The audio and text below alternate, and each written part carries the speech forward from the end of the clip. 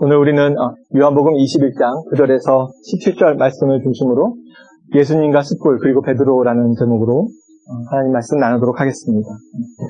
질문을 하나 드리면서 설교를 시작하려고 합니다. 만약 성경의 인물 중에 한 사람과 식사를 하고 싶다면 여러분은 누구와 하고 싶으십니까? 아브라함, 요셉, 다윗, 베드로, 바울, 그 외에도 많은 성경 인물들을 기억하실 텐데 여러분은 누구와 식사를 하고 싶으십니까? 제가 이 질문을 처음 받았을 때 처음 생각난 분은 예수님이었습니다. 성경에 많은 멋진 인물들이 많이 있지만 예수님과의 식사 자리는 그 어떤 자리보다 특별할 것이다 라고 생각했습니다. 복음서는 예수님의 식사 자리를 많이 전하고 있습니다. 그래서 심지어 예수님을 비난하는 사람들은 예수님을 먹고요, 술 주정뱅이다라는 별명까지 붙일 정도였습니다. 그 중에서 많은 예수님의 식사 자리 중에서 오늘 본문이 전하는 이 식사 자리는 매우 특별합니다.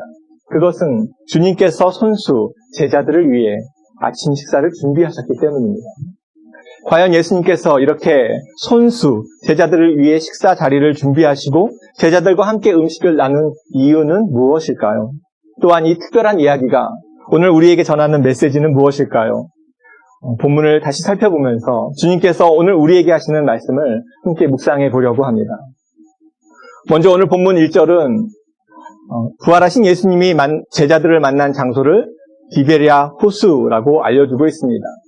디베랴 호수는 우리가 잘 알고 있는 갈릴리 호수의 다른 말이고 이곳은 예수님을 만나기 전 제자들의 생업 장소였습니다. 원래 갈릴리 어부 출신이었던 베드로와 제자들은 물고기를 잡으러 이 갈릴리로 갔습니다. 하지만 전문 어부였던 이들에게 이날 밤은 악몽과도 같았습니다. 밤새도록 물고기 한 마리도 잡지 못했기 때문입니다. 그렇게 밤새도록 헛수고만 하던 제자들을 예수님께서 찾아오셨습니다. 흥미롭게도 배 위에 있던 제자들은 호숫가에 서 계신 예수님을 전혀 알아보지 못했습니다. 그러자 6절을 보면 예수님께서 그물을 오른편에 던지라라고 말씀하셨습니다. 아직 주님을 알아채지는 못했지만 제자들은 그 말을 듣고 그물을 던졌습니다. 그때 밤새 한 마리도 잡히지 않던 고기가 그물을 들 수 없을 만큼 많이 잡혔습니다. 그물 가득 담긴 물고기를 보면서 제자들은 그제서야 바닷가에 서 계신 분이 예수님임을 알았습니다. 그런 기적을 일으키실 분은 예수님밖에 없기 때문입니다. 바닷가에 서 있는 주님을 알아본 제자들은 서둘러 배를 끌고 예수님이 서 계신 곳으로 갔습니다. 그곳에서 제자들은 무엇을 보았을까요? 9절 말씀을 보십시오. 육지에 올라보니 숯불이 있는데 그 위에 생선이 놓였고 떡도 있더라. 놀랍게도 육지에 올라온 제자들 눈에 들어온 것은 불이 붙은 숯불과 그 위에 놓인 생선 그리고 떡이었습니다. 이것을 누가 준비했을까요? 제자들을 위해 예수님이 친히 마련하신 아침 식사였습니다. 그런데 이 장면을 기록한 사도 요한은 이 아침 식탁이 단지 주님이 준비하신 식사가 아니라 더 깊은 뜻이 있다는 것을 한 단어를 통해 보여주고 있습니다. 바로 숯불이라는 단어입니다. 여기 숯불에 해당하는 헬라어 안드라키아라는 단어는 신약 성경에서 단 2번만 사용되고 있습니다. 그런데 그 2번이 모두 요한복음에만 등장하고 있습니다. 하나는 여기 21장 9절이고 또 다른 하나는 18장 18절입니다. 이런 말씀입니다. 그때가 추운 고로 종과 아랫사람들이 불을 피우고 서서 쬐니 베드로도 함께 서서 쬐더라. 여기 18절에 불이라는 단어에 사용된 헬라어가 안드라키아, 숯불입니다. 그 숯불 옆에 베드로가 있습니다. 여기 이 장소가 어디인지 기억하십니까? 네, 바로 대제사장의 뜰, 베드로가 예수님을 모른다고 3번이나 부인하던 그 장소입니다. 예수님은 처절하게 신문을 받으실 때 죽기까지 주님을 따르겠다라고 말했던 베드로는 이 숯불 옆에서 자신은 주님과 아무런 상관이 없다고 3번이나 부인했습니다. 그리고 그 부인하는 순간 예수님과 눈까지 마주쳤습니다. 주님을 모른다고 부인하는 자신을 예수님께서 다 보고 계셨고 이것을 베드로도 알게 된 것입니다. 베드로가 예수님을 3번이나 부인한 이 사건은 결코 단순한 것이 아닙니다. 누구보다 주님을 따르는 제자였음을 모두가 다 알고 있었고 주님을 위해 죽음도 마다하지 않겠다고 큰 소리치고 살았던 베드로였기 때문입니다. 베드로가 이 숯불 옆에서 주님을 모른다고 3번이나 말한 것은 매우 아프고 부끄러운 사건이었습니다. 그 이후 어쩌면 이 숯불은 베드로에게 트라우마가 됐을지도 모르겠습니다. 베드로는 숯불을 보거나 숯불 옆에서 몸을 녹여야 할 때 본인이 저지른 부끄러운 사건을 떠올리면서 괴로워했을 것입니다. 그 배신의 현장에 있던 그 숯불을 주님은 다시 갈릴리 바닷가에서 베드로 앞에 펼쳐 놓으셨습니다. 베드로가 숯불과 주님을 동시에 다 보았을 때 그는 흠칫 놀랐을 것입니다. 주님을 부인하는 순간 자신과 눈을 마주쳤던 그 사건, 이 대사장의 뜰에서 주님의 시선이 떠올랐기 때문입니다. 부끄러움과 수치심을 느끼던 베드로에게 예수님은 무엇이라고 말씀하셨을까요? 오늘 보면 10절은 이렇게 이야기합니다. 예수께서 이르시되 지금 잡은 생선을 좀 가져오라 하시니. 이 말씀은 흥미롭습니다. 왜냐하면 예수님은 이미 숯불 위에 생선을 놓으셨고 떡까지 다 준비하셨기 때문입니다. 예수님이 생선이 모자라서 더 가져오라고 하셨겠습니까? 갈릴리가 오병이어의 사건이 기적이 일어난 장소임을 기억한다면 주님께서는 모자람이 있을 수가 없습니다. 생선을 가져오라라고 하신 것은 다분히 의도가 담겨 있습니다. 어떤 의도였을까요? 주님이 준비한 음식과 베드로가 잡은 생선을 한 숯불 위에 올려놓고 함께 그 음식을 나누자는 의미였습니다. 주님은 누구의 도움도 없이 무슨 일이든 하실 수 있지만 지금 베드로에게 너의 수고를 여기에 보태라 라고 말씀하고 계십니다. 주님은 베드로가 주님과 한 식탁을 준비할 자격이 있으며 과거에 그가 부인한 그 사건은 전혀 문제가 되지 않는다라고 지금 이 말씀을 통해서 베드로에게 하고 계시는 것입니다. 주님은 앞으로 복음사역에 참여할 베드로가 부끄러운 과거에 매여 있지 않고 그 과거의 사건으로부터 완전히 회복되기를 바라셨습니다. 준비하신 음식과 숯불 위에 베드로가 잡은 고기를 가져오라고 하신 말씀은 베드로의 아프고 부끄러운 순간을 주님께서 이해하고 계시고 위로하고 계시며 다시 그를 수제자의 자리로 올려주시는 회복의 말씀이었습니다. 왜 그렇게 베드로를 이렇게까지 회복시켜야 했을까요? 베드로가 없다면 초대교회가 세워질 수 없고 복음이 전파되는 일도 불가능했기 때문일까요? 그럴 리가 없습니다. 베드로 없이도 복음이 전파되는 일은 얼마든지 가능하고 베드로란 존재는 복음 전파되는 일에 전혀 문제가 없습니다. 주님이 원하신 것은 베드로가 가진 그의 능력보다 베드로 그 존재 자체였습니다. 주님은 사랑하는 베드로와 함께 하기를 원하셨고 베드로가 아픈 과거, 부끄러운 사건에서 벗어나서 자유롭게 주님의 일을 동참하기를 바라셨던 것입니다. 주님은 베드로의 능력이 아니라 베드로와 함께 하는 것이 너무나 중요했기 때문입니다. 주님은 이런 사실을 누구보다 베드로가 알기를 원하셨고 갈릴리 호숫가 숯불 앞으로 주님은 그를 다시 부르시면서 베드로에 대한 예수님의 사랑을 보여주고 계십니다.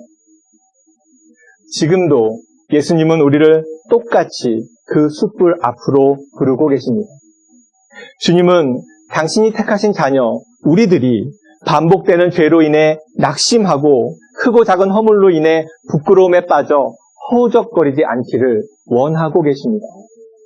베드로가 행할 죄를 다 아셨지만 처음부터 그를 제자와 사도로 택하신 것처럼 우리의 약함, 우리의 악함, 우리의 허물과 죄에도 불구하고 주님은 우리를 구원받은 하나님의 자녀로 택해 주셨습니다.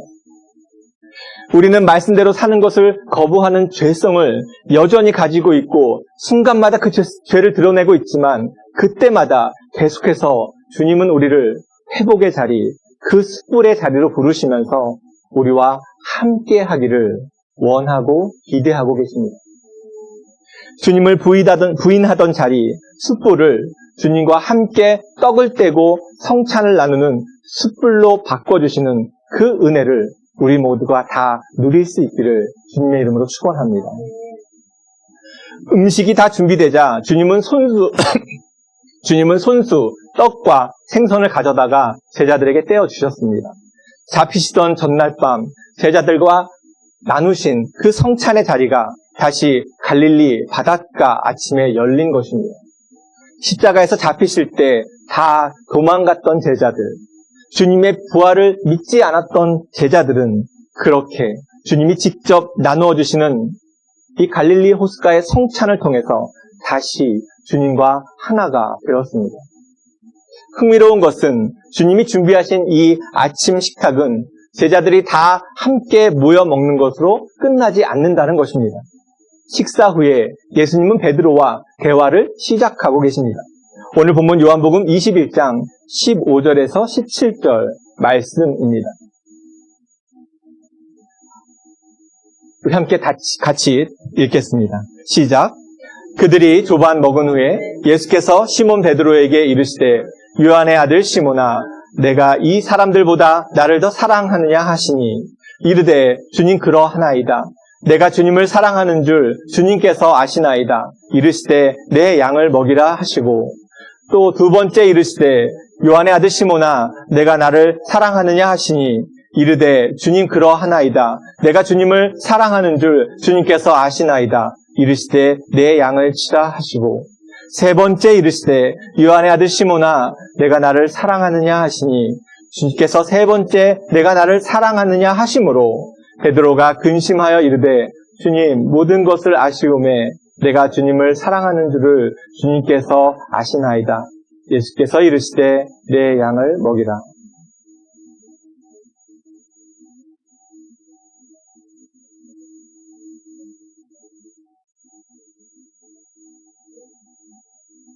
예수님과 베드로의 이 대화는 우리에게 너무나 익숙합니다. 예수님은 베드로에게 나를 사랑하느냐라고 3번 물으셨고 베드로는 자신이 주님을 사랑한다는 것을 아신다라고 대답했습니다. 예수님께서 베드로에게 왜 나를 사랑하냐라고 한 번도, 2번도 아니라 3번이나 반복해서 물어보셨을까요? 짐작하실 수 있으시겠습니까? 네, 그가 숯불 앞에서 3번이나 주님을 모른다고 부인했기 때문입니다. 그리고 다시 갈릴리의 숯불 앞에서 똑같이 3번을 내가 나를 사랑하느냐라고 물으시면서 베드로에게 스스로 주님을 향한 자신의 마음을 확인하도록 인도하고 계십니다. 주님을 위해 죽겠다고 하던 그 당당하던 베드로는 지금 자신감을 잃고 위축된 시몬이 되어 있습니다. 평소 그의 성격 같으면 주님 제가 주님을 진짜 사랑합니다. 여기 있는 그 누구보다 주님을 정말 사랑합니다. 큰 소리로 외쳤겠지만 시몬은 지금 그런 자신감을 다 잃고 말았습니다. 주님 앞에서 자신이 하는 그 어떤 말도 지킬 수 없다는 것을 알았기 때문입니다. 그래서 시몬은 저의 마음을 주님이 아십니다 라고 소극적인 대답만 할 뿐이었습니다. 하지만 주님은 시몬의 마음을 아셨고 그의 소극적인 대답만으로도 충분하셨습니다. 그래서 3번 모두 주님은 내 양을 먹이라 라고 말씀하셨습니다. 이 말씀을 통해 주님은 시몬아, 나를 사랑하는 너의 마음은 내가 충분히 안다. 그러니 내 양을 먹임으로 그 사랑을 증거해라 라고 그에게 삶의 새로운 사명을 주고 계신 것입니다. 내 양을 먹이라는 이 새로운 사명을 주시면서 예수님은 베드로의 부끄러운 과거뿐 아니라 사도로서 이제 앞으로 초대교회 리더로서 권위와 지위까지 완전하게 회복시켜 주셨습니다. 그렇다면 주님께서 베드로에게 하신 내 양을 먹이라는 말씀은 구체적으로 어떠한 삶을 의미하는 것일까요? 18절에 예수님은 이렇게 덧붙이고 계십니다. 내가 진실로 진실로 내게 이르노니 내가 젊어서는 스스로 띠띠고 원하는 곳으로 다녔거니와 늙어서는 내 팔을 벌리니 남이 내게 띠띠우고 원하지 아니하는 곳으로 데려가리라. 주님을 사랑하면 먼저 자기 의지로 스스로 원하는 곳을 향해 갑니다. 그리고 그곳에서 주님의 양을 찾아 먹이는 삶을 살아갑니다. 그리고 그 후에는 누구라도 주님의 양들이 원하면 그들을 먹이기 위해서 살아가게 됩니다. 주님을 사랑하고 주님의 양을 먹이는 삶은 나를 위한 삶, 나에게 집중하는 삶이 아니라 내가 원하지 않더라도 주님이 원하시는 삶을 살아간다라는 것입니다. 우리 눈에 보이지 않는 주님을 사랑하라고 예수님은 우리에게 주님의 양을 맡겨주셨습니다. 그리고 우리에게 맡기신 주님의 양을 사랑하고 먹이는 것은 곧 주님을 사랑하는 것입니다. 우리가 주님의 사랑의 맛을 보면 아마 처음에는 내가 좋아하는 사람들, 내가 사랑하는 사람들에게 주님의 사랑을 전할 것입니다. 하지만 시간이 지나서 우리의 신앙이 성숙해지면 성숙해져 갈수록 내가 원하는 사람에게만 주님의 사랑을 전하는 것이 아니라 주님의 양, 주님이 원하시는 누구라도 찾아가서 주님의 사랑을 전한다라는 것입니다. 갈릴리 호숫가에서 주님과 나눈 대화를 통해 베드로의 내면에는 주님의 사랑이 가득 차게 되었습니다. 이후로 베드로는 19절의 말씀처럼 순교의 삶을 살았고 나를 따르라는 주님의 말씀을 지켰습니다. 요한의 아들 시몬은 주님을 향한 사랑을 복음과 교회를 떠받치는 반석의 삶으로 증명해 내었습니다. 사랑하는 성도 여러분, 주님을 사랑하십니까? 그렇다면 주님을 향한 사랑을 내 주위에 있는 주님의 양들을 돌보는 사랑으로 증명하시기 바랍니다. 내가 좋아하는 사람, 내가 원하는 사람에게만 주님의 사랑을 전하는 것은 아직 우리가 주님의 사랑을 충분히 경험하지 못했기 때문입니다. 우리가 성숙해지면 성숙해질수록 내가 원하는 사람에게만 주님의 사랑을 전하는 것이 아니라 이제는 다른 사람이 나를 필요로 할 때 그곳에 가서 주님의 사랑을 전하게 될 것입니다. 우리에게 주님을 향한 사랑을 증명하라고 우리 주변에는 주님이 양들을 많이 맡겨주셨습니다. 그 양들을 내가 원하는 사람만 골라내서 돌보는 것이 아니라 주님이 원하신 그 사람 이름은 누구라도, 주님이 맡기신 그 양은 누구라도 돌보고 먹이는 주님의 참된 제자가 다 되시기를 주님의 이름으로 축원합니다.